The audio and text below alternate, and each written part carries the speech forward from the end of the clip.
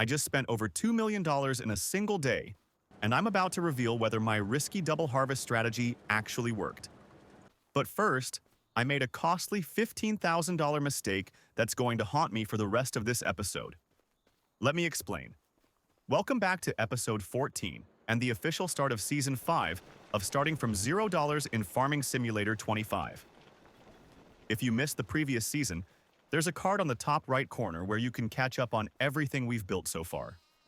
Alright, let's dive right in. As always, we kick things off with our morning routine. I'm checking on the cement factory operations, making sure all the animals are happy and healthy, and watering the greenhouses to keep production running smoothly. During my checkups, I noticed something important. The sheep can reproduce next month, and I was determined not to repeat the same mistake from last time when I completely forgot to make room in the sheep barn for the baby sheep. So here's where my first mistake of the day happens. I decided to sell 34 sheep for $15,300. Seems smart, right? Wrong. I'm a pure genius, apparently. Instead of waiting until the end of the day so those sheep could produce more wool before selling them, I sold them early in the morning. The moment I confirmed that sale, I realized my mistake. But the sheep were already gone and there was no going back. That's $15,000 that could have been more. We learned from our mistakes, though, and I definitely learned from this one. Now, as we discussed in previous episodes, some of you mentioned that I should focus on contracts above $10,000, and I completely agree with that strategy. Right on cue, a plowing job popped up for $14,200, and I had to accept it immediately. This was a hands-off job since I hired a worker to take care of all the plowing. As of right now, we'll only be doing contracts that are above $10,000. But sooner or later, we won't be doing contracts at all once our farm grows a little bit more, and we have our own operations generating consistent income. With that contract job running in the background, it was time to pick up all the silage bales from the grass fields and sell them to the farmer's market, where I managed to earn some solid profit. Once I sold all those silage bales, another lucrative contract appeared. This time, it was to harvest canola on field 76 for just under $16,000. This was also a no-brainer.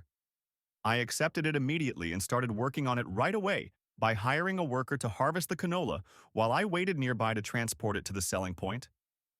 In the meantime, I also fertilized the grass fields to keep them productive for the next cutting cycle. Here's the bonus from that canola harvest contract. I ended up getting an extra 5,000 liters of canola, which I didn't sell. Instead, I transported all of it directly to my pigs since they need the food anyway. The spinnery was starting to run dangerously low on wool, so I handled that run as well. I transported 3 pallets of wool to the spinnery to ensure that the production keeps running without any interruptions. Next up, I transported 2 grass bales to each barn. One batch went to the goats, and another went to the sheep to keep them well fed. Now, my chickens were getting old. I noticed they could reproduce next month, and I wanted to make absolutely sure that I get young chickens before the old ones die off.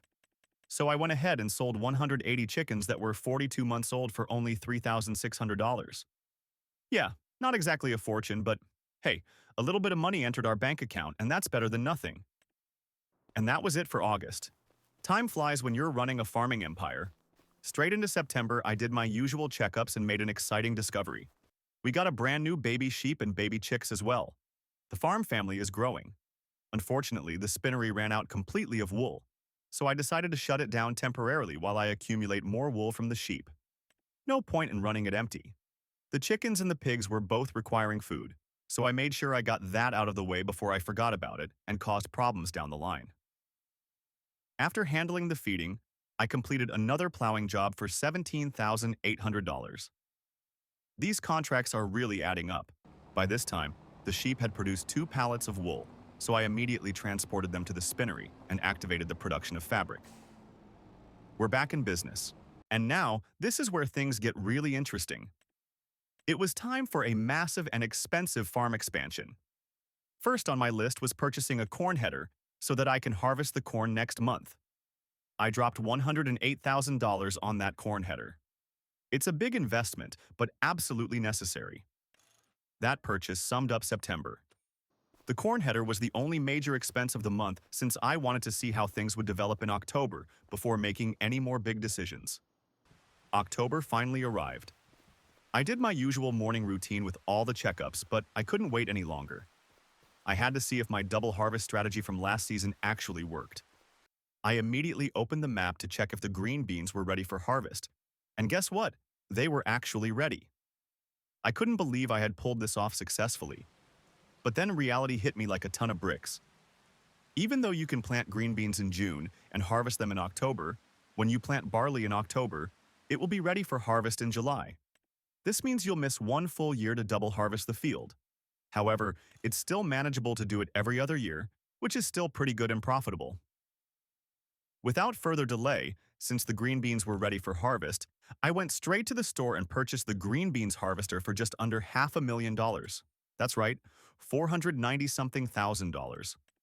But I didn't stop there. The cotton was also ready for harvest, and since I was already at the store spending money, I went all in. I purchased a cotton harvester for $485,000, a truck for $51,700, and a cotton trailer for $46,000. With over $1 million spent on brand new equipment in a single session, it was time to put all of this machinery to work and start earning that money back. I hired a worker to take care of harvesting the green beans on fields 36 and 37. While that worker was handling the green beans, I hired another worker to harvest the corn on field 65, which is conveniently located right next to my farm. This corn is specifically designated to feed the pigs for an entire year. That's my plan anyway. We'll see if it's actually enough and how much corn we managed to harvest in the first place. With those two workers busy harvesting their respective fields, it was time for me to fire up the cotton harvester and start the harvesting operation on field 77 as well. But I didn't stop there. I finally put the Massey Ferguson tractor to good use. You know, the one I bought last season and barely touched? I attached the mowers and sent that worker to farmland 84 to mow the grass. Once the mowing was finished on that field, I hired another worker to windrow the grass with my Fiat tractor while simultaneously a different worker was mowing a different grass field at the same time. Multiple operations running simultaneously. This is what efficiency looks like. With the corn finally harvested, I transported everything to my silo. The final count? 59,800 liters of corn. I believe this should be enough to feed the pigs for a full year, but we'll monitor it closely. The worker on field 36 also finished with the green bean harvest, so I transported the first trailer load to the farmer's market. The result?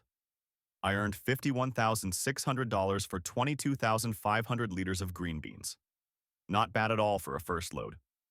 The worker on field 77 finished with the cotton harvest as well, so I transported 3 bales of cotton to the spinnery and activated it to produce fabric from cotton. Now we have 2 different fabric production methods running. With field 36 completely harvested and all the green beans sold, I went ahead and hired another worker to plow this field to prep it for the next sowing, which will be barley, of course. With all the grass fields mowed, I personally took over the Massey Ferguson, attached the baler, and started baling all the windrowed grass across all the fields to make silage bales for sale. Here's the big number you've been waiting for. From fields 36 and 37 combined, I earned $131,100 from the green beans alone.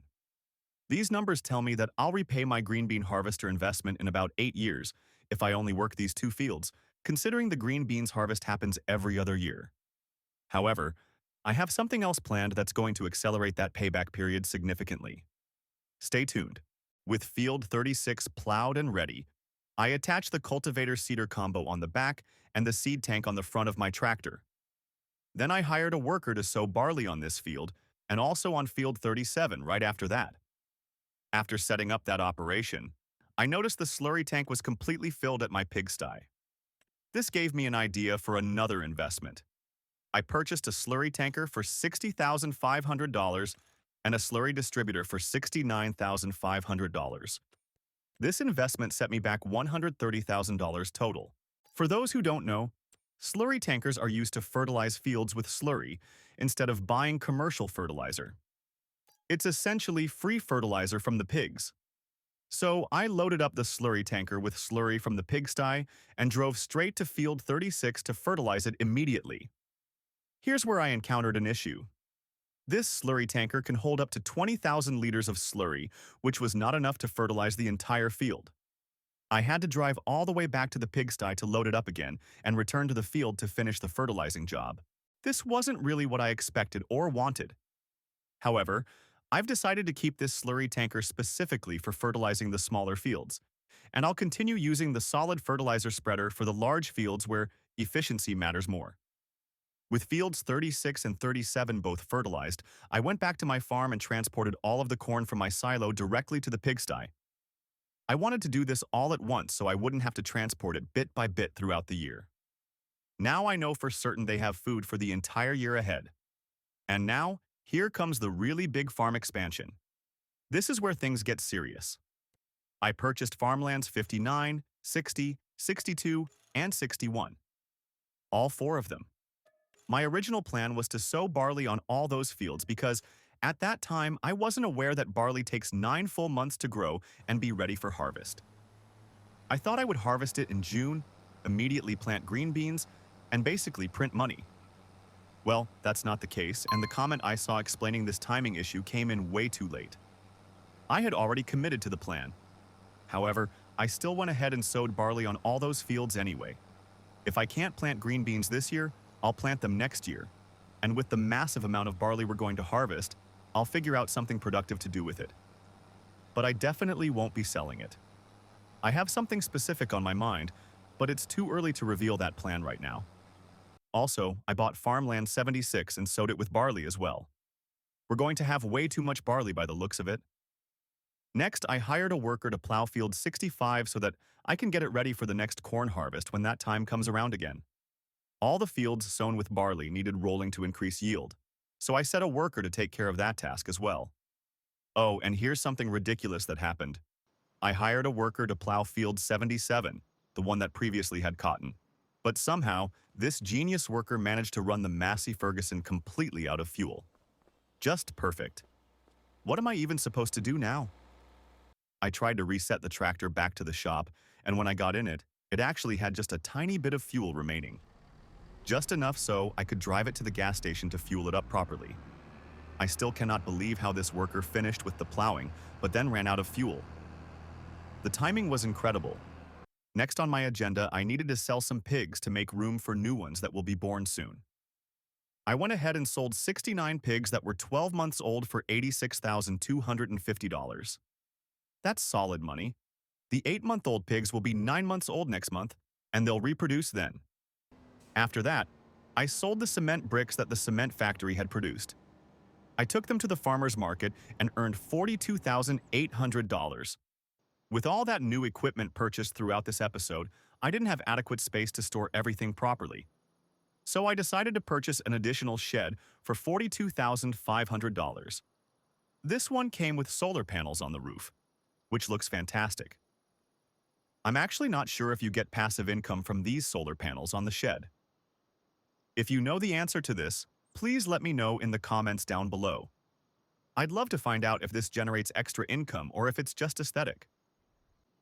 I went ahead and parked all the vehicles in there, and now everything looks so much better and cleaner. Organization matters. Additionally, I purchased a stainless steel fertilizer tank for $23,500. The reason? So I don't have to make a trip all the way to the dealership whenever I need fertilizer. This simple investment saves me a tremendous amount of time over the course of a season.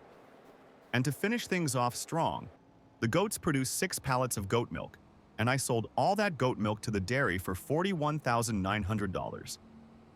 Another solid profit to end the month. And that marks the end of episode 14 of Starting from $0 in Farming Simulator 25. If you enjoyed this episode, please make sure to smash that like button and subscribe if you haven't already. To watch the previous episode, click the video right here. Or if you haven't caught up on all the episodes yet, the complete playlist is also on the screen where you can binge watch our entire journey from zero to agricultural empire. Thanks for watching, and I'll catch you in the next video.